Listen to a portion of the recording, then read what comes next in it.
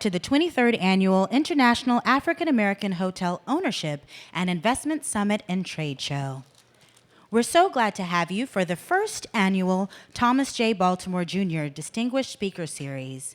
It is an NABHOOD endowed session from Florida International University Chaplin School of Hospitality and Tourism Management, as well as Florida Memorial University. Today, Andy Ingraham, President and CEO of NABHOOD, is sitting down with Chris Nassetta, President and CEO of Hilton. We'll have a lively discussion about his early days, his experience in the hospitality industry, his view on diversity and inclusion in people, and the philosophies that have guided him throughout his hospitality career. Please welcome to the stage Andy Ingraham and Mr. Chris Nassetta.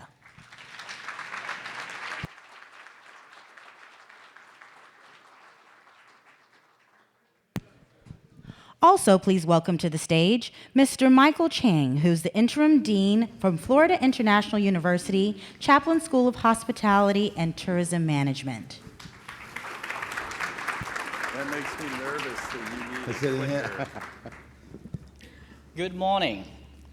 My name is Michael Chang, and I'm the interim dean of the Chaplin School of Hospitality and Tourism Management at Florida International University.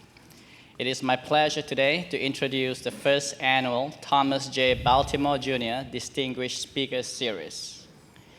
This is a NABHOOD endowed session for Florida International University and Florida Memorial University, where we highlight legends in our industry and learn about their background, their journey, and their experiences. Now I'd like to introduce our two distinguished speakers, Andy Ingraham, President and CEO of NABHOOD, as well as Chris Nassetta, President and CEO of Hilton. Welcome. Thank you very much. Thank you. So Andy, before we get started, where is Thomas J. Baltimore? Thomas J. Baltimore. A good question. Tom said, I just want to make this work. He's out making money for you. Okay, that's good. I want He's running the company. Somebody text Tom and tell him I'm a little disappointed that I'm doing his speaker series and he didn't even show up. If he makes more money, would it be okay? Yes. That's what I thought. I'm a major shareholder of his, so yes, whatever he can do to make more money. So the key is always to make a lot of money in this business, Chris. Well, first of all, let me thank you for coming. It's my pleasure, and particularly, I'm sorry to any of the Marriott folks in the room, but I always love walking in to a Marriott ballroom and seeing tons of Hilton paraphernalia. Good job, Tim. It's like at NYU, I shouldn't say this because they're going to stop the practice, we have taken over that mezzanine level.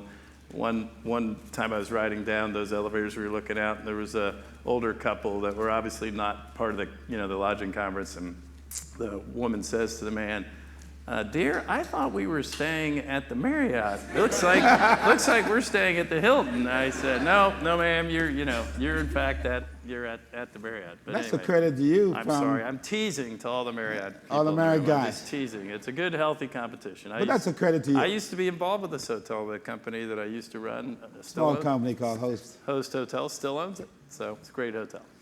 Chris, you run a great company, but what do you attribute it to? I think How much time do you have? I have 10 minutes before if I can get the clicker to work. This is the clicker? Who's that guy?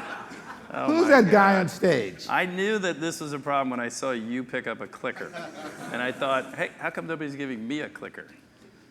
Well, you based everything on your family. The strength of our family at home. Is that something you said some time ago? Yes, it is. Indeed. The strength of our family at home and in the workplace allows us to dream boldly and provide us the courage to view risk as opportunities. You're saying this is a risky business? So I would say any degree of limited success that I've had in my career does stem from my family and a wide group of friends and those that I work with, and it is based on what I think everything should be based on, which is sort of a values system. Started with your mom and dad. Started with, that is a great picture of my mom and dad who are still alive. I am tomorrow night at my house celebrating my father's 89th birthday. Congratulations. If I can make it back from New York in time. And You'll I need make to, it back. Because it's at my house. I am actually hosting it, so somehow I have to make it back. But I was, like I think most in the room, I view myself as one of the luckiest people on earth. I was blessed with great parents who built a great value system. I'm one of 6 children, so while that was chaotic, there they are. You learned a lot. I was the 4th of 6, and so you got beat up a lot when you were the 4th of 6, for sure, because I had 2 older brothers. We all slept in one room together. It was very tight quarters, but you learned a lot from one another. I had an amazing group of friends when I was a kid that I'm still friends with. They stayed with you in spite of the fact? They stayed with me Wow. in spite of the person I turned into. And I have been crazy fortunate in my career to have a bunch of really good mentors that really understood the idea of the convergence of your work life and your personal life. And the reality is any of us, we all work hard. You run this big company like, Hilton, you run it all over the world. And the 2 parts of your life are inexorably linked. There is no way to sort of disconnect your family life from your personal life, because you're CEO of a big global company. It all gets gamushed together. And so I had some incredible mentors that helped me figure out, how you can do that. To a degree compartmentalized, but to a degree how you figure out how those things can work in harmony, and that the same tenets of being, a good friend and a good husband and a good son and a good father, based on a great value system, are the exact same sort of things that will ultimately allow you to be a great CEO or a great leader. And so when I got to this incredible company that I feel like I'm just so fortunate to be able to try and lead, Hilton had at that time I got there an 88-year history, celebrating obviously our 100th this year. And it was, an iconic company. It had been around 88 years, survived ups and downs, the Great Depression, and all sorts of things. But to a degree, had kind of lost its way, just because, they got what Hilton was 12 years ago was a company that had been put together by a bunch of mergers and acquisitions. You had a timeshare company that was sort of separate. You had Hilton International that was sort of separate, and then it had pieces. Then you had Hilton in Beverly Hills, which was the U.S. business. And it was a wonderful group of people, but it had not sort of coalesced around what I would describe Wasn't as... dysfunctional, was it? It was dysfunctional. We didn't have a true north.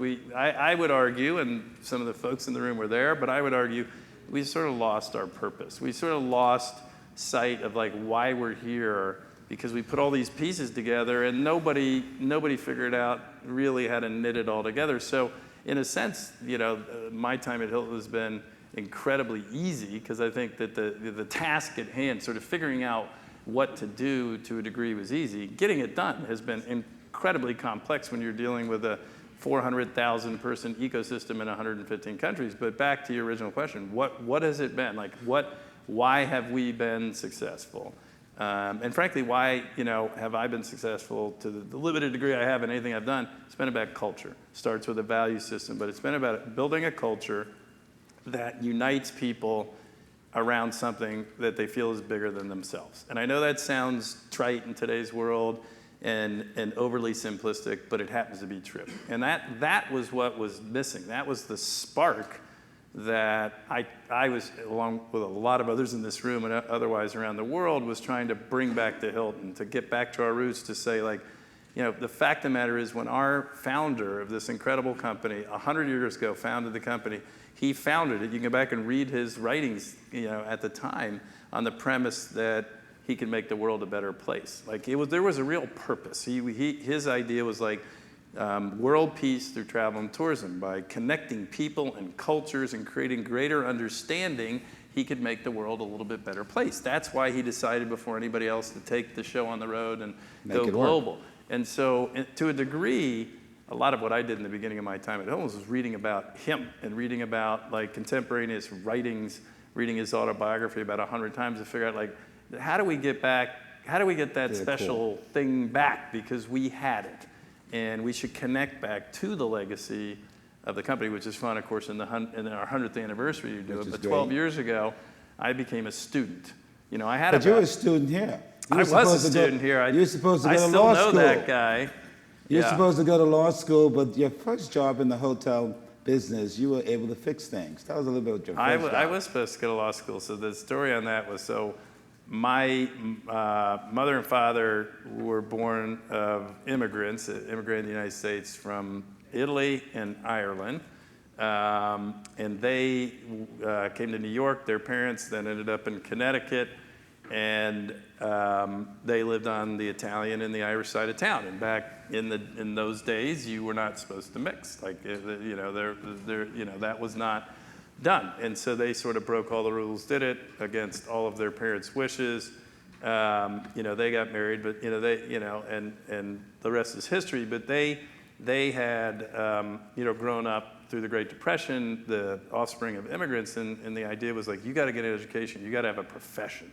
You know, like, and they, my dad was the first in his family to go to college. My mom did not go to college. So they're like, you all have to go to college, have a profession. There were 6 kids in my family. For the sons, sadly, in those days, not because my parents were bad people, but, women, they were not as focused on the careers of my sisters, who all went on and had careers, but sadly they weren't. The world has evolved in a tremendously positive way and continues to evolve. But for the sons, my dad's dream was, I want a doctor, a lawyer, and an engineer. So I'm the third son. Guess what? My oldest brother, engineer. Next oldest brother became a doctor. I finished here. That was at UVA on the lawn at graduation. I look a little bleary-eyed, probably a late night. Probably a late night the night before. I can't really remember. I deny it. But I was supposed to be the lawyer, so I did the LSATs, and I applied, and I got in to a couple schools, and then I took the summer off, and I came back, and I told my dad, I don't want to go to law school. Like, I'm going to be the worst lawyer in the world. That's not sort of my purpose, I feel. And my dad was like, it's not about purpose. Like, you got to have a profession. You're the lawyer.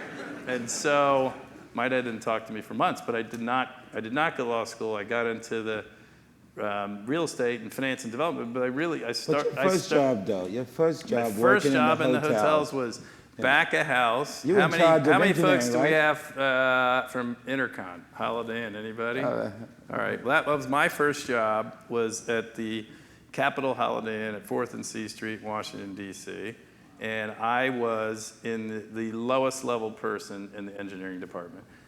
I mean the lowest. And so all of my comps team always gives me a hard time when I say this, so I'll get a hard time. But I was sort of in charge of Code Browns. If anybody works in engineering, you know what a Code Brown is. And it is not a lot of fun. But when you're the low person on the totem pole, that's what you get. So that was my first experience, with summers, because I needed to make money to live. And so I worked summers when I was in high school and college. I worked a bunch of summers there, and I loved it. I sort of got the bug. But then ultimately, finished college, got a degree in finance at the University of Virginia at McIntyre School.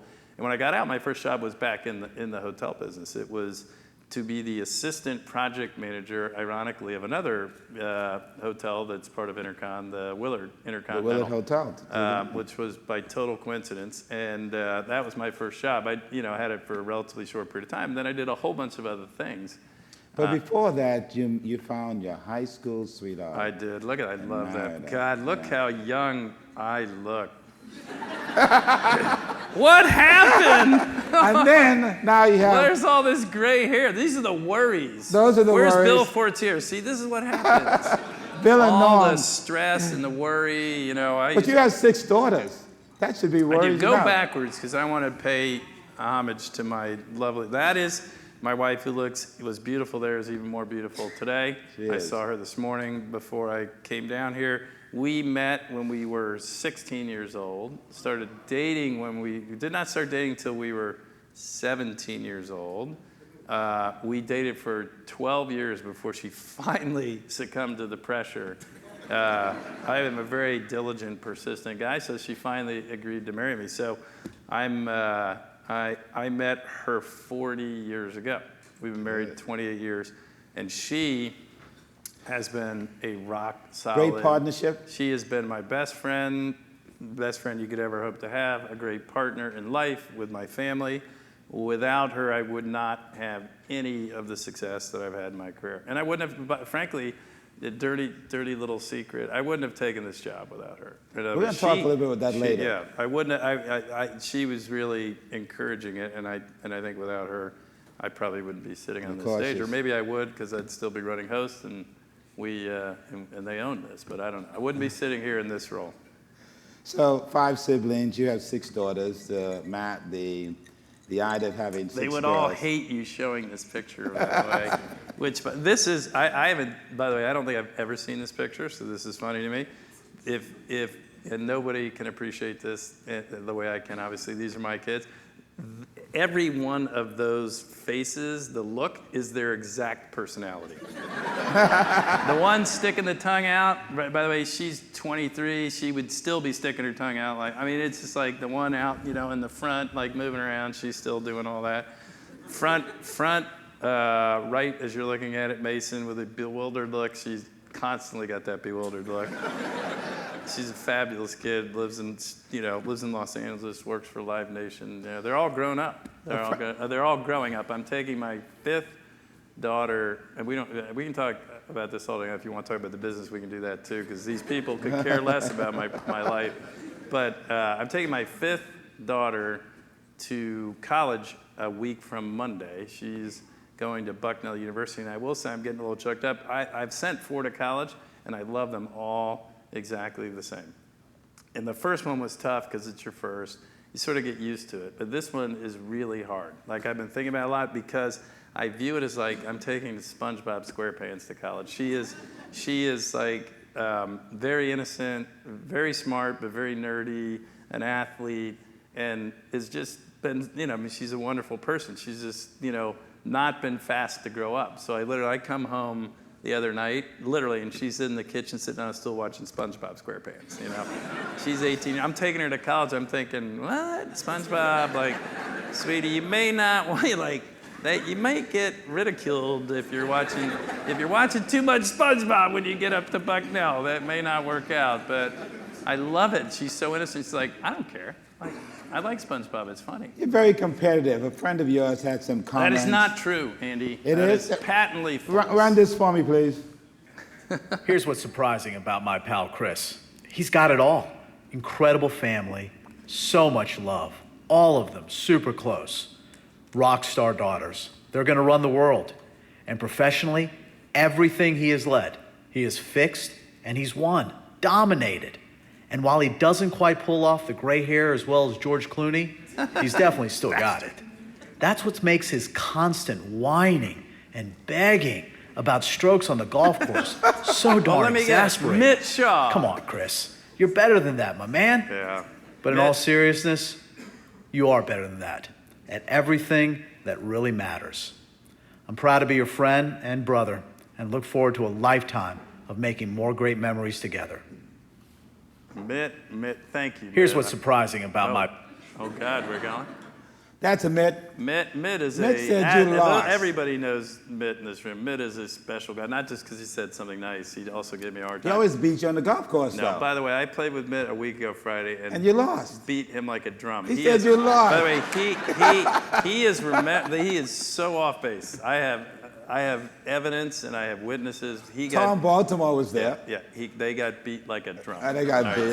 For the record, Jack Biscayne and Tom and Mitt played together, and they lost like 5 ways. So I don't know where he fabricated this thing. And yes, I am competitive.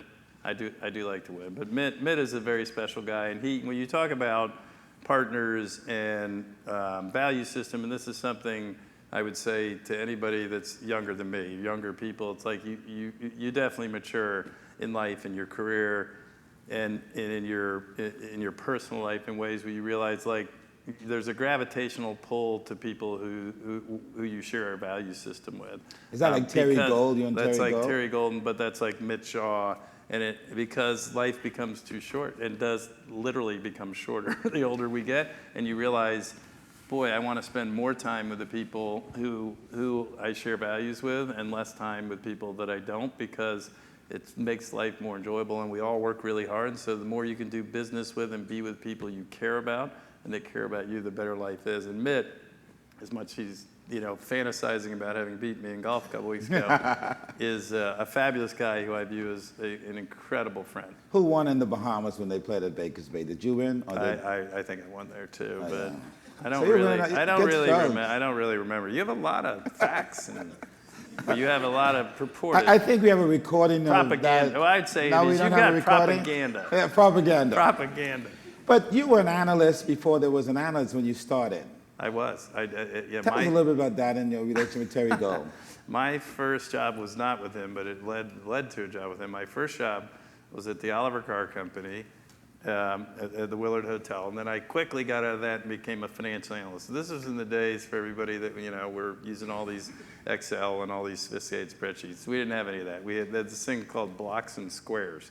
It was like the rudimentary stuff. And computers are just like, when I was in my senior year at UVA, we were like a test college for the first Apple PC.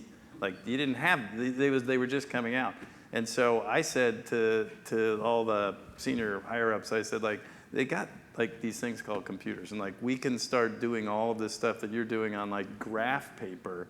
We can do it in a much more sophisticated way, not like today, but a lot more sophisticated than graph paper. They're like, what? We know what you're talking about. I said, just let me do it. So I said, give me a little room, let me hire a couple people, and I'll show you. So they let me hire a couple people. They gave me a little room. We literally, these two other guys and I built it out ourselves, and we built like a little computer room that had been a storage closet, and we bought IBM and compact computers. We actually had the first compact portable computer, which was like carrying a 50-pound suit. I mean, it was the least big. It was the and least bulky. portable thing ever. But in any event, that was my. And we built an analyst program, with modern technology, as modern as existed, and sort of brought that company into the modern age. I met Terry Golden, who's been one of the great friends I've had in life and one of the great mentors I've had in life in that journey, because I was there during the S&L crisis when all forms of real estate went down the tubes.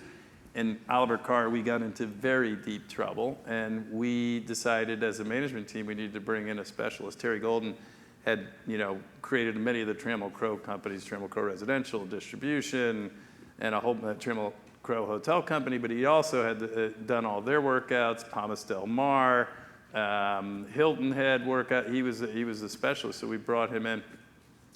I didn't know Terry. He had been in the Reagan administration. He was head of the GSA at the time, and he wanted to get out of government. We brought him in to help us do the workouts, and I got to know him, and we became unbelievably fast friends. As you go back to like why, because value system. Like we immediately we were immediately attracted to each other in terms of just value system, work ethic, desire to win, and a whole bunch of other things. And I was a young guy. And to my benefit and to his credit, he took an interest in me and said, like, at a time he was 20 years older, he was a very wealthy guy. He wasn't doing this for money. He just liked doing things and fixing things. And he said, I want to teach you things. Like, I see in you things that I saw in me, and people took interest in me, and I would like to help you. And I said, that's spectacular. And so he did, and I learned an immense amount. And frankly, I mean, you learn most, I think everybody that has dealt with adversity would have to agree. You learn more when you're dealing with adversity than any other time. When everything is good all the time, when the tide is just rising, things are easy. When the tide goes out and all the barnacles are showing and the boats are lying on the ground in the harbor, times get tough. And, I was young in my 20s, and he was super crazy experienced in the arena of workouts and fixing things, and we had serious problems. And so I got a real education. And that led to not just me, sort of having a great mentor, but we started a business together. So when we finished that workout, he said, times are, there's a lot of dislocation in the real estate world. We should not do it for somebody else. Let's do it together. And I said, what did your wife think about that? Yeah, I said, you got to be kidding me. Like, I got nothing. I literally had just gotten married a month before that. My wife, we had just bought a house, which I couldn't afford, of course. And my wife wanted to start having kids, and I'm like sweating already. And he said, yeah, like, quit your high-paying job. I mean, we had fixed the company, so the company, was doing well enough. It was clearly going to survive.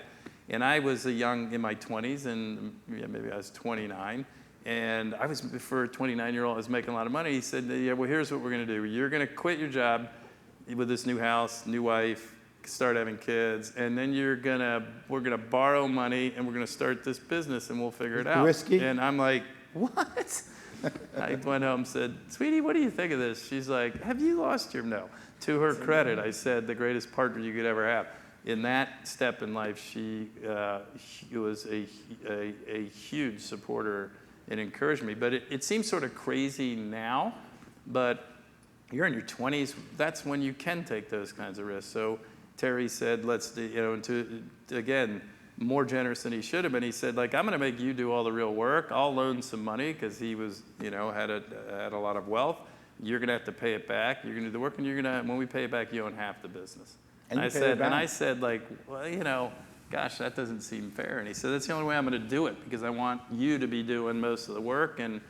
And so, yes, so I did it. I quit my job, with this mortgage, and started borrowing money, which was not comfortable, but we did it. But within 3 months, we had paid back 100% of the money, and I owned half the business.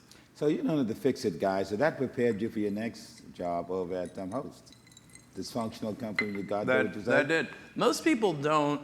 I mean, I've talked about it a little bit, but I don't talk about it a lot. Most people, because Host is such owns this fabulous hotel and lots of others, is I think the undisputed leader in its segment of the industry. Most people don't think about Host as like a fix-it job, right? Because that was a long time ago. That was, let's be honest, that was 25 years ago. Like we've all gotten a long time ago. But the reality is Host was born out of a split. Frankly, Host is the original Marriott Corporation. And what is Marriott today was spun out of Host. And the whole idea of that transaction was Marriott, back in the S&L crisis, when I was doing my private equity thing, was in dire shape. Because they had gone out and extended their balance sheet and started doing all these real estate deals. And then the markets dropped like a rock, and they were stuck with a lot of debt and a lot of real estate. And yet they had this great brand of Marriott and these other brands and the operating and franchise part of the business. So the idea was, we got to break these things apart, because if we don't, the one may drag, honestly, it was good co, and there was another word for it, but we'll be generous on stage, and we'll call it bad co. And so bad co had, all the real estate, all the debt, all the contingent liabilities, all the tax liabilities. It was a wreck.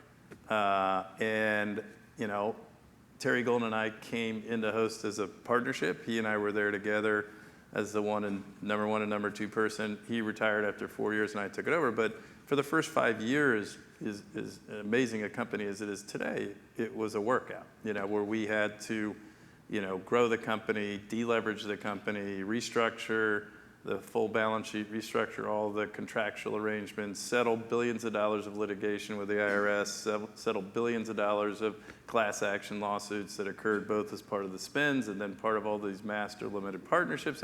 And I could go on and on and on. It was a workout extraordinaire that took at least 5 years, but was very rewarding in the sense that while we were doing it, you had this, which is the reason Terry and I went there, you had this unbelievable opportunity with the dislocation that had gone on in the real estate world to go out and buy a hotel. Nobody wanted to touch a hotel. And we realized what goes down will come up. It was the greatest dislocation, I would argue, in modern history in the hotel ownership space. So we said, we can go out and we can really build this company, diversify it, buy great assets, really cheap, while we're fixing it. So we went out, and it was 5 years of fixing, but we didn't just say, oh, let's fix it and sit around. We were growing it while we were fixing it. And when we were done, 5 years later, Hosts like today, S&P 500, America, America's Most Admired, Fortune 500 company.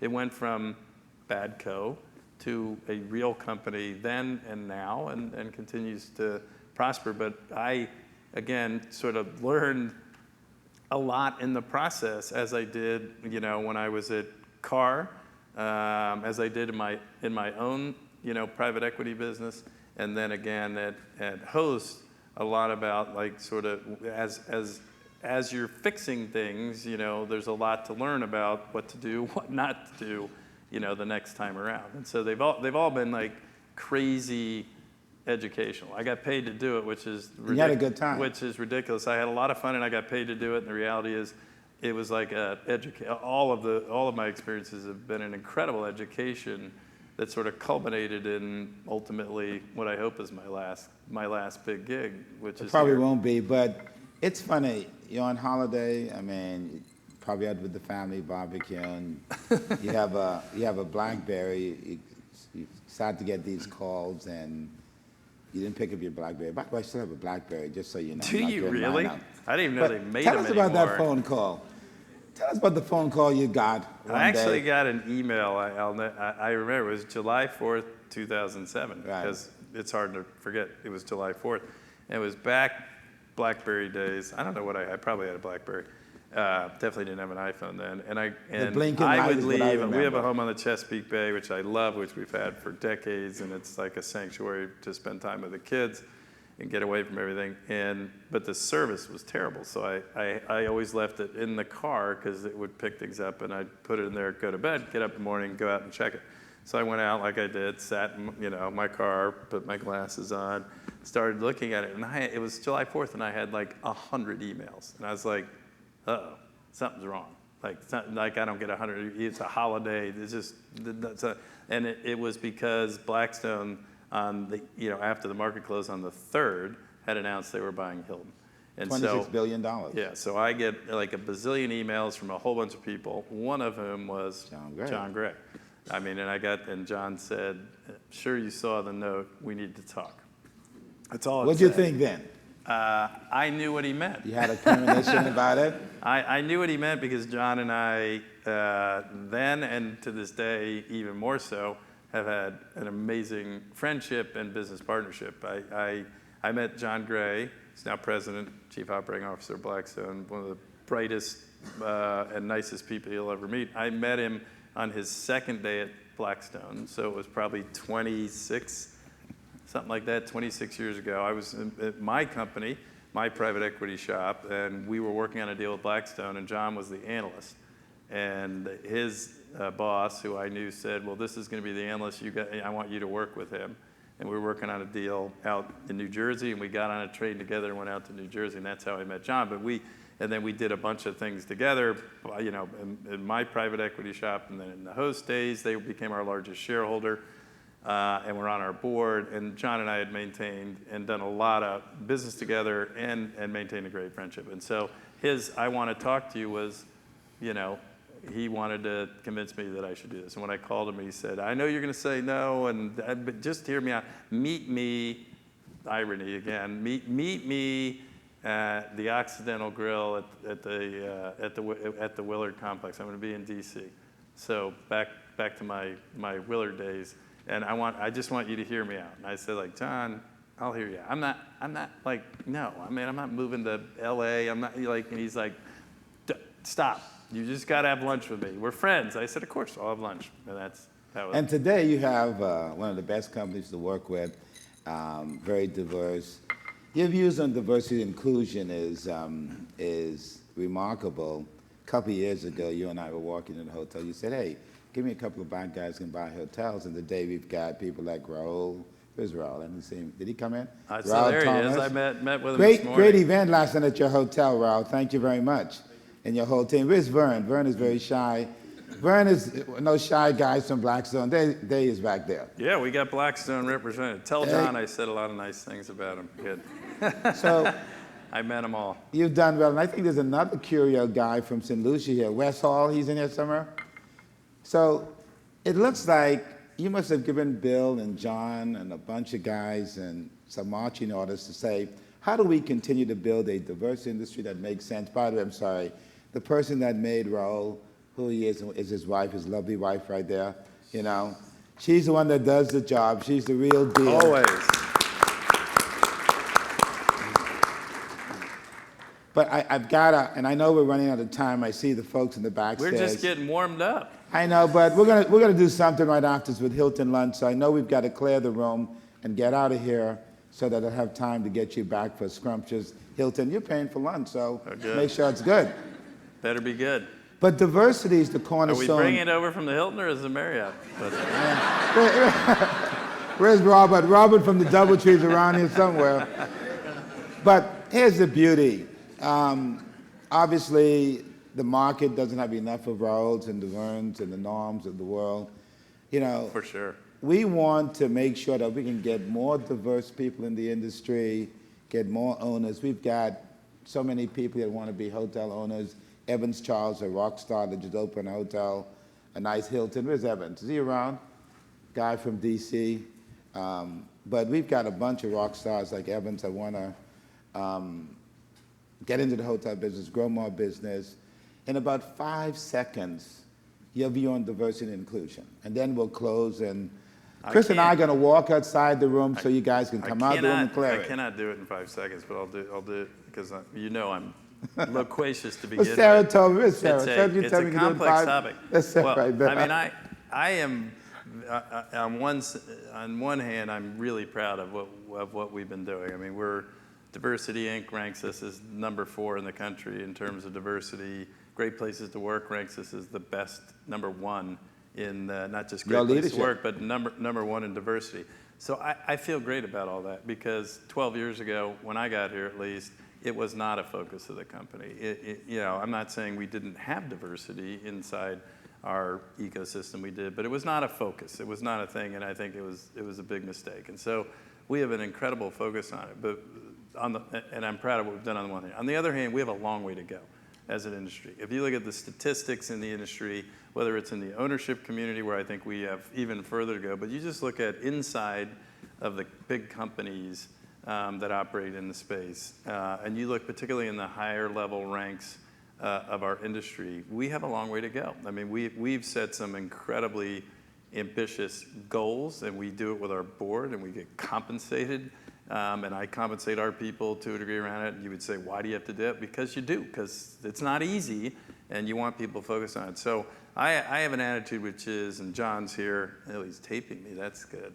But I have an attitude, it's a bottoms-up, tops-down approach, whether it's in the ownership side, whether it's inside the corporate environment, in the hotels, and that is, we have to keep working really hard to build a diverse pipeline of people at lower levels. We also have to focus and make great effort at the highest levels of the company, starting with our board of directors and most senior people to make sure that we have diverse talent at the top. And then if we hit it from both sides, senior people will continue to help us attract junior people and build the pipeline. We will converge in the middle. Why does it matter? Well, I mean, societally, it obviously matters. It makes sense. It makes sense, but just it makes sense from a, I say this, it makes sense from a pragmatic business point of view. You think about our industry. I mean, we are an incredibly diverse industry. We are serving an incredibly diverse customer base. So the idea, as I say to my senior team, who are in violent agreement, and I will finish, the idea that we're going to do a really good job serving a really diverse customer base without the diversity in the ranks of the people making the decisions on how we serve them is ridiculous. Like, we will not, if we're all about customer centricity and delivering exceptional experiences for every guest, every hotel, every time, and it is a massively diverse customer base, we have to have diversity in the hotels, in a corporate environment, in ownership, because all of the people that make our ecosystem work, that bring to bear the product, the service, all of the strategies that end up delivering on the experience have to have that level of diversity to understand what our customers need. And so I view it, when I got there and to this day and to the day I die, I view it as an imperative to be successful in the business. I also personally view it as a societal imperative, but it is an imperative if we're going to do what we do so well to continue to deliver incredible experiences for customers. Thank you, and that's going to help us because we've signed about 32 MOUs with African American and other diverse organizations that come and meet at African American owned hotels, like the Curio, the Marriott, I won't say Marriott too loud, but all the other great hotels. By the way, Raul, that Curio is spectacular. The Gabriel. Last night, outstanding. It is truly spectacular. But we've signed these MOUs. On Friday, Norm and I met with the National Basketball Association. They want to do hotels. We met with Delta, General Mills. And so a year from now, just telling John this earlier, a year from now, you'll be able to go to our website and find a black-owned hotel in this city or that city so they can book 1 room or 1,000 rooms. But here's the beauty. It's going to go right into sites like Hilton site. Will be as if Chris let us, you'll be booking directly at Hilton. But Chris, let me just say this. I know we're out of time, and guys, I see the note back there. So I am really grateful for this opportunity to sit and have a chat with you.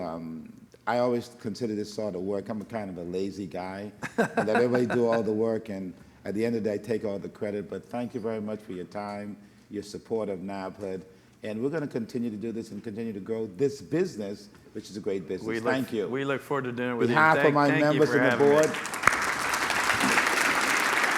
That was fun. thank you very much. So, well, I'm going to go and leave the room and walk straight out.